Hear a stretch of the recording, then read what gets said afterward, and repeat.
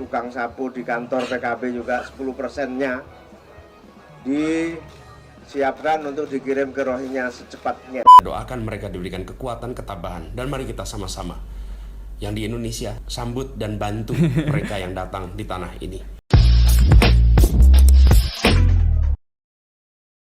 Oke, halo guys, kembali lagi di channel FKR Project yang selalu memberi kalian konten-konten yang menarik dan aktual tentang kasus-kasus yang lagi viral maupun sedang trending di sosial media. Oke, jadi kali ini kita bakal ngebahas jejak digital Caimin, terus ada Anies Baswedan yang dimana dibongkar netizen gitu, dan ada lagi Rohingya kembali datang ya. Wow. Di sini gue nggak mentingin calon presiden, capres. Jadi emang ini jejak digital yang dibongkar netizen dan gue coba nge-reaction aja dan gue juga netral gitu ya. Karena ini emang sebenarnya agak ngeri-ngeri gimana gitu ya nge-reaction ini. Karena ini lagi capres lah ya, calon presiden. Yang dimana ini satu pemikiran gitu. Di zaman dulu ya, Caimin dengan Anies gitu, pendukung Rohingya. Ternyata di tahun 2017 itu pendukung Rohingya yaitu yang sekarang lagi nyalon jadi presiden. Gokil dong. Aduh, ini gue agak ngeri ya. Tapi dari permintaan kalian, gue coba reaction deh ya. Dan gue berusaha senetral-netralnya ya teman-teman. Gue nggak bela dan gue nggak peduli lah mentingin siapa. Dan ini gue cuma nge-reaction aja ya, anggapan gue soal video lama yang tersebar lagi gitu. Oke, kita coba mulai videonya. Buat teman-teman yang baru mampir ke channel ini, jangan lupa guys, kalian bantu dulu dengan klik like, comment, subscribe, share, dan aktifin juga tombol loncengnya di bawah. Dan buat teman-teman yang ingin mensupport channel ini, kalian bisa coba klik super thanks di bawah. Di akhir video kita bakal bacain komen-komen kalian. Oke, kita coba langsung aja masuk ke videonya sekarang juga. Let's go.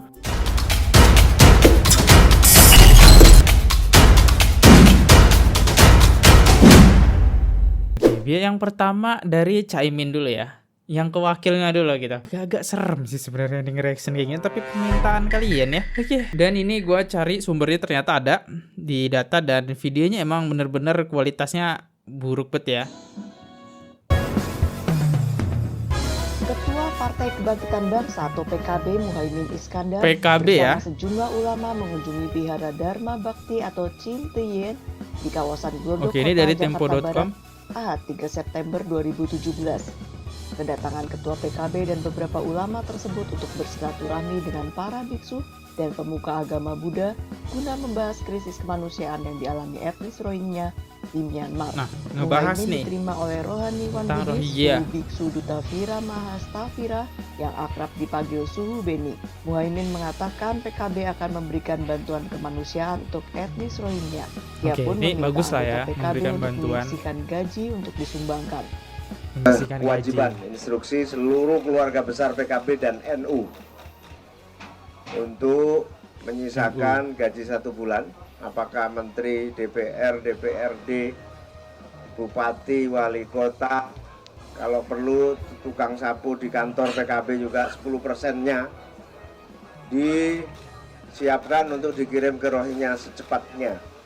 Oke, ini bagus lah ya, bagus gitu. Ini kan dasar kemanusiaan. 10% ya. Kasihan juga sih tukang sapu ya. Oke, nggak apa-apa, kan berbuat baik ya. Oke, baik banget. Disisihin semua gaji 10%-nya. Melalui kerjasama dengan Kementerian Luar Negeri, dan kita berharap dengan UNHCR, yaitu Badan Penanganan Pengungsi dan Bencana yang ada di PBB. Kita terus melakukan kontak dengan UNHCR. Oke, ngedukung banget nih supaya UNHCR. ada akses masuk kepada saudara-saudara kita dari Rohingya. Jadi wajib, terutama yang langsung dalam koordinasi saya. Wajib ya. Sementara itu, Oke. Suhu Beni menyatakan bahwa masalah Rohingya di Myanmar tidak ada hubungannya dengan biksu di Indonesia.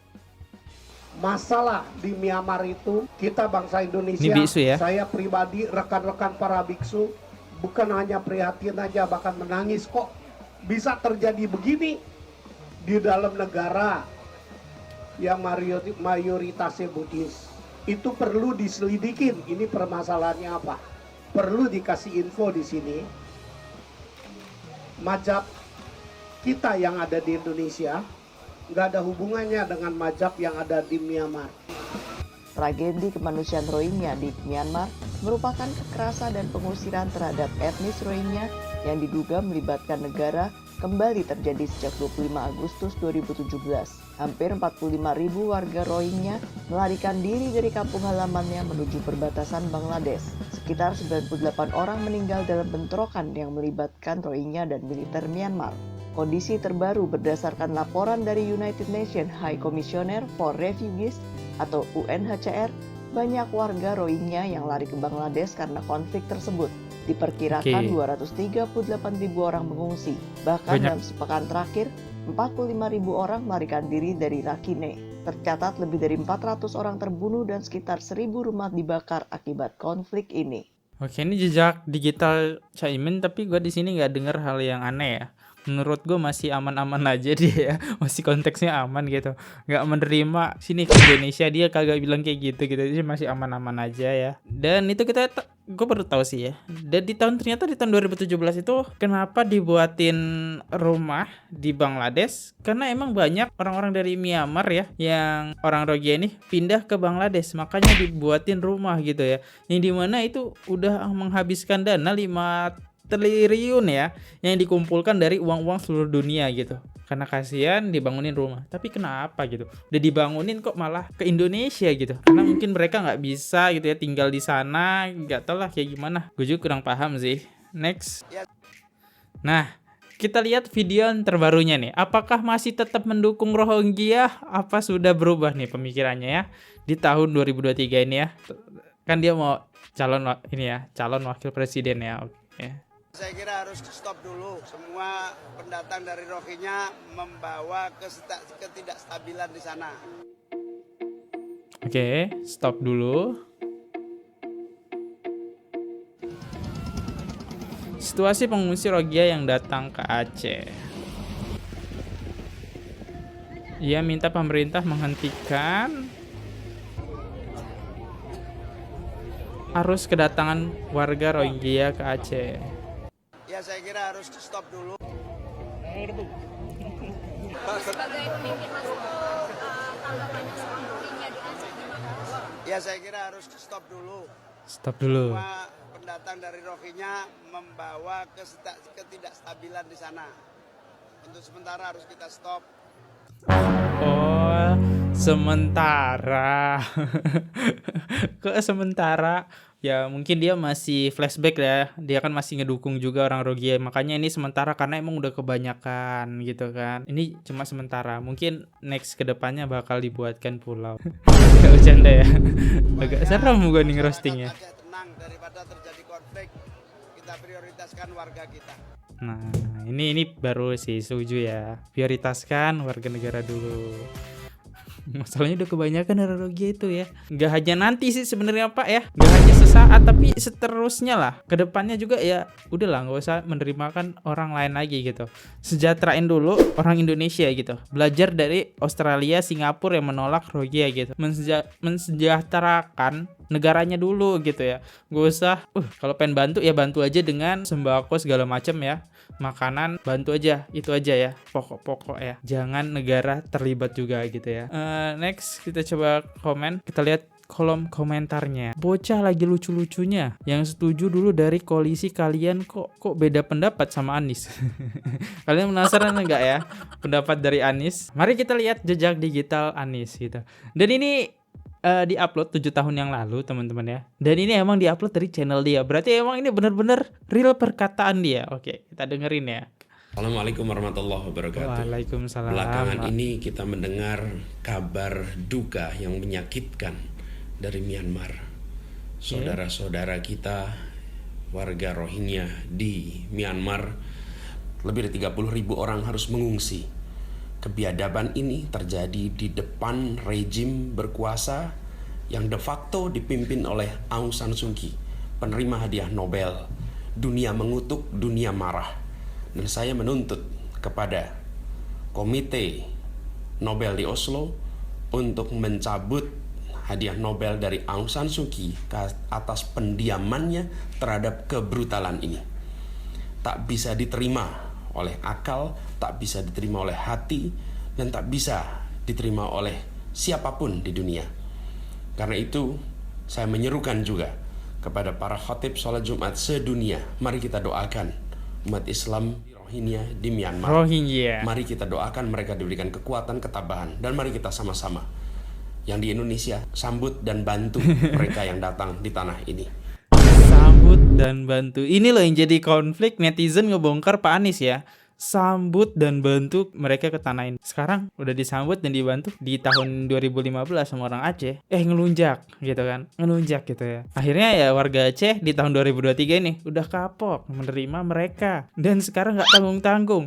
1.400 orang cuy. Apakah kita bakal jadi negara India yang kedua menerima Rohingya seperti Bangladesh? Nanti begitu sudah rame di sini mereka pindah. Mari kita pastikan kejadian ini tak boleh berlanjut, harus berhenti dan tak boleh berulang. Assalamualaikum warahmatullahi wabarakatuh. Oke, nah ya, jadi ini kalau kita lihat komen-komennya di tahun lalu itu, wow, komennya tuh Masya Allah gitu kan, Masya Allah banget gitu kan. Ini bisa lihat nih ya, Masya Allah semangat Bung Anies, istiqomah di jalan Allah dan Rasulullah, jadilah pemimpin yang amanah, barakallah. Ya, ini 6 tahun yang lalu gitu. Wow, sesungguhnya orang yang berperan dalam membela agama. Oke, ini baik-baik ya. Setelah gue telusuri, ada komen yang terbaru di sini dari @misienak. Ternyata Anies dalangnya. Oke, ternyata Anies dalangnya ya yang membela. Terus ada lagi komen, jejak digital tuh emang kejam. Kalian ini baru paham dengan kata-kata yang tidak memilih capres ini, sungguh menyelamatkan Indonesia. No comment ya. Kalau masalah capres gue nggak mau komen, gue hanya mengkomentari tentang Rohingya saja temen ya. Oke, next tanggapan terbaru ya tentang Anies. Bantuan Muslim Rohingya Myanmar dipikir-pikir lagi, sementara ke Palestina siap bantu. Beda cara pandang capres tentang solusi Muslim Rohingya. Oke, ini kayaknya Prabowo. Tapi Prabowo juga. Kita dengerin dulu deh, nanti gue jelasin. Adalah persoalan internasional yang ada hubungannya dengan agama juga. Kita akhir-akhir ini masih seringkali mendengar perbincangan tentang ke Prabowo ya. masyarakat atau etnis Uighur di Cina, yang itu menjadi perdebatan internasional. Kita masih mendengarkan kisah bagaimana orang-orang Muslim Rohingya di Myanmar. Kita masih saat ini melihat bagaimana tragedi yang terjadi di Palestina. Nah, kira-kira seandainya nanti Bapak ditakdirkan oleh Allah menjadi presiden, kira-kira apa langkah-langkah yang konkret yang bisa menyelesaikan persoalan Uighur, persoalan Myanmar, dan juga persoalan Palestina? Terima kasih. Persoalan internasional. Oke. Myanmar, Uighur, dan Rohingya. Katakanlah kita mau bantu Rohingya. Apa yang bisa kita bantu, Pak? Rakyat kita sendiri kurang makan. Anak-anak kita sekitar 20% lebih kurang gizi.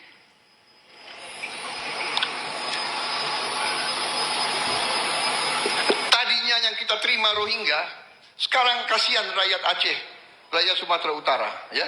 Ini saya bicara praktis, Pak. Saya praktisi, Pak. Ya. Jadi, sekarang kita mau bantu Palestina. Apa yang bisa kita bantu? Kita kirim bantuan. Kemarin kita kirim 50 ton. Di sini saya ingin bertanya. Oke. Itu ya Prabowo. Sebenarnya pendapat Prabowo ini di tahun 2017 itu pemikirannya sama dengan Anies ya. Karena cukup kasihan banget di tahun 2017 itu emang puncak-puncaknya terjadinya pembantaian tentang Rohingya. Tentara Myanmar itu berusaha mengusir Rohingya ya. Nah, itu benar-benar kasihan banget. Nah, tapi di tahun 2017 itu Prabowo juga ngedukung Rohingya. Jangan marah dulu ya. Ini videonya udah gue style di video sebelumnya. Jadi gue karena nggak terlalu ngebahas tentang Prabowo. Nah, ini ada videonya, cuplikannya. Kalian bisa nonton dulu di video ini. Itu Prabowo emang ngedukung. Tapi dia udah berubah lagi dan dia mengakui bahwasannya di video barusan dulunya kita menerima Rohingya, tapi sekarang malah kurang ajar gitu kan. buat masyarakat Aceh. Nah, Prabowo itu menjelaskan kayak gitu. Jadi dia udah berubah ya pola pikirnya. Dan kita lebih mementingkan rakyat kita dulu ya. Nah, jadi Prabowo udah berubah nih pemikirannya. Sedangkan nih kita lihat coba pendapatnya Anies. Apakah sudah berubah atau belum? Oke. Kemarin kita kirim 50 ton. Di sini saya ingin bertanya, bagaimana strategi Pak Anies Ini bagus sih dalam pertanyaannya. menghadapi permasalahan fenomena kebijakan internasional saat ini terkait refugees dari Myanmar, yaitu terutamanya suku Rohingya yang menempati di beberapa tempat dan juga yang akan masuk beberapa wilayah ini. Bagaimana strategi Bapak dalam menghadapi hal-hal tersebut? Karena ketika kita melihat fenomena ini, mereka ini masuk tanpa izin seperti itu, Pak. Dan kemudian bagaimana potensi dan juga peran Indonesia sendiri dalam menghadapi permasalahan tersebut? Terima kasih. Terkait dengan peran Indonesia di dunia internasional, Oke. kami berpandangan bahwa Indonesia harus aktif. Indonesia di dalam kancah internasional tidak transaksional, di mana kita melihat negara-negara lain semata-mata sebagai mitra dagang, mitra ekonomi. Kalau tidak ada kegiatan perdagangan maka tidak ada hubungan. Tidak, kita adalah seperti kita di sini. Kita semua warga Surabaya, warga Indonesia, dan kita adalah warga dunia yang harus terlibat di dalam urusan-urusan dunia. Sehingga ketika ada persoalan-persoalan kemanusiaan, apalagi yang ada di sekitar kita, maka kita harus membuka pintu kita, menyayomi mereka, memberikan perlindungan yang kita bisa lakukan, sehingga kita menunjukkan kepada dunia bahwa kami bagian dari dunia, dan bila ada problem-problem yang apalagi menyangkut kemanusiaan, Indonesia tidak tinggal diam. Sambut mereka, beri perlindungan kepada mereka, berikan kesempatan untuk nanti pada waktunya mereka bisa kembali, tapi Indonesia harus menjadi safe haven bagi tetangga-tetangga kita yang menghadapi masalah. Nah, hal yang menarik adalah di sini gitu. Jadi dia statement dia di tahun 2017 sampai 2023 dia tetap tidak berubah. Dan ketika dia nanti jadi presiden, dia bilang dia bakal ikutin kancah secara internasional. Jadi dia ini pengen ikut kompetisi-kompetisi kayak aturan-aturan internasional itu diikutin lah semua ya. Karena Indonesia nggak mau hanya diam-diam saja.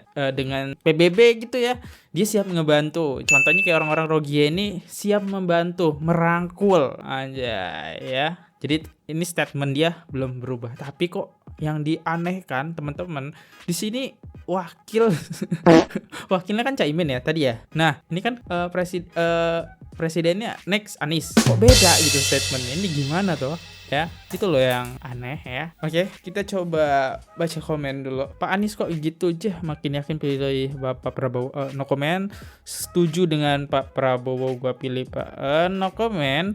Yang jelas-jelas saya no comment juga, dan aku semakin bingung mau pilih yang mana. Pak Prabowo pernah ke Israel dan ini bikin aku takut. Sekarang Anies jawabannya malah kayak gini. Adakah kandidat lain lagi? Ya, no comment sih ya. Terserah kalian mau milih siapa, karena itu hak kalian. Ya gue cuma nge-reaction di bagian Rogi aja. Jadi gak mau ngebahas tentang pemilihan. Next. Oke, kita lanjut. Sekarang Rogia kembali datang di Aceh ya. PD 10 Desember 2023 ya. Oke, ini jalur yang berbeda lagi kayaknya ya. Ya kita dengerin. Hari ini Minggu tanggal 10 Desember 2023 kembali mendarat sejumlah 200 lebih warga Rohingya di pantai Muara 3, Kabupaten Pidijaya. Loh, kok bisa lolos lagi? Itu laut dijaga sama TNI Angkatan Laut gak sih? Iya. Kayak gampang banget mereka masuk dan lolos gitu loh. Bikin gue jadi terheran-heran. Padahal udah lolos sekali loh, kok masih bisa lolos lagi gitu loh. Seharusnya kalau udah terjadi seperti ini, udah pernah terjadi seperti ini, penjagaannya harus lebih ketat. Kayak gampang banget gitu loh, bikin gue bingung. Ini kalau pemerintah Indonesia kalau tidak bertindak lebih cepat lagi, wah mereka bakalan datang-datang lagi. Apalagi UNHCR itu belum dibubarkan. Wah luar biasa. Mungkin mereka mikir ya, ini negara Indonesia punya nenek moyang mereka, datang seenaknya gitu loh, segampang itu ya kan. Gimana nggak enak menurut mereka? Datang ke sini, dapat tempat tinggal, dapat uang, dapat makan sehari 3 kali kenyang, enak pakai ayam. Makin dibiarin makin jadi, gila. Oke. Kita masuk ke komen aja, langsung masuk ke komen. Seorang Aceh pun bingung kok bisa apa TNI AL belum bangun ya. Oke, nanti gue jawab lah nanti ya. Izin menjawab Tuan, memang benar bahwa TNI AL telah melaksanakan tugas mereka dengan baik. Widih, bener nih. Tetapi mereka terkendala dengan masalah bensin. Ujung-ujungnya dijatuhin ya. Seandainya Ibu Susi masih menjabat, seandainya Ibu Susi masih ada ya. Ibu Susi pasti ya keren sih ya. Pokoknya negara-negara asing itu dilarang masuk ya kalau Bu Susi. Gokil sih. Next. Nah, gue pengen ngejawab nih pertanyaan kalian. Kenapa TNI masih bisa mengizinkan mereka masuk nih? Jadi luar biasa. 135 Rohingya mendarat kembali di pantai Aceh dengan kartu UNHCR. Nah, jadi TNI nggak bisa berhenti ini karena kartu ini nih. Begitu TNI pengen memberhentiin, langsung nggak bisa tuh TNI kayak terpotral apa sih? Ya itulah, terlindungi dengan kartu ini UNHCR tuh, lihat tuh.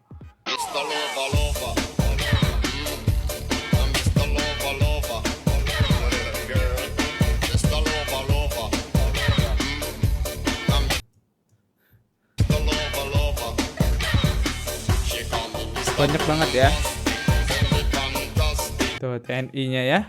Gue agak sedikit curiga sih sebenarnya ya. Kalian curiga nggak sih kalau kartu-kartu itu siapa tahu buatnya nembak gitu kan ya? Coba dicek satu-satu gitu, apakah ada datanya? Siapa tahu nembak kan. Kartu UNHCR itu harusnya dimiliki cuma orang dari ini ya, Myanmar saja, yang dimana kasusnya di negara dia tuh sedang mengalami peperangan gitu ya. Jadi mereka bisa singgah dengan kartu UNHCR itu. Tetapi info yang gua dapat, kabarnya ada yang memalsukan kartu UNHCR tersebut. Itu orang dari Bangladeshnya sendiri ya. Orang-orang Bangladesh tersebut memalsukan kartu tersebut buat pindah pulau karena di sana mereka ngerasa nggak nyaman. Akhirnya mereka cari tempat tinggal yang lebih, yaitu di Indonesia. Karena di Malaysia udah ditutup, di Thailand udah ditutup. Akhirnya mereka cari ke Indonesia dan membuat kartu UNHCR. Gue takutnya ini kartu ini nembak gitu ya, nggak asli gitu ya, dibuat-buat aja biar mereka ya bisa jadi sih. Itu hanya statement gue ya. Next. Oke, sebelum kita menutup video ini, top komen di video gue bakal gue bacakan. Oke, saat video ini dibuat hanya ada top komen dari Not Lovers sama Ainsoming. Oke. Ini Rohingya bukan pengungsi tapi imigran gelap, dan pemerintah harus tegas menghalau perahu-perahu imigran gelap masuk Gankri. Yang sudah masuk, pemerintah harus mendeposit ke negaranya asalnya. Nah, masalahnya gini nih. Now first 7004 ini masalahnya ya. Imigran gelap ini mereka tuh punya kartu UNHCR gitu. Jadi pemerintah nggak bisa bener-bener bilang kalau mereka imigran gelap gitu. Emang ada beberapa yang nggak punya, tapi rata-rata itu mereka tuh punya kartu UNHCR gitu loh ya. Bukan pengungsi tapi imigran gelap. Nah, next. Yang komen kedua dari @ainsomniang. Tanpa sadar kita rakyat Indonesia telah dijajah pelan-pelan dari dua sisi, Rohingya dan KBB Bang. Kesel kali tidak ada keadilan bagi kita rakyat Indo. Serasa sila kelima tidak ada maknanya.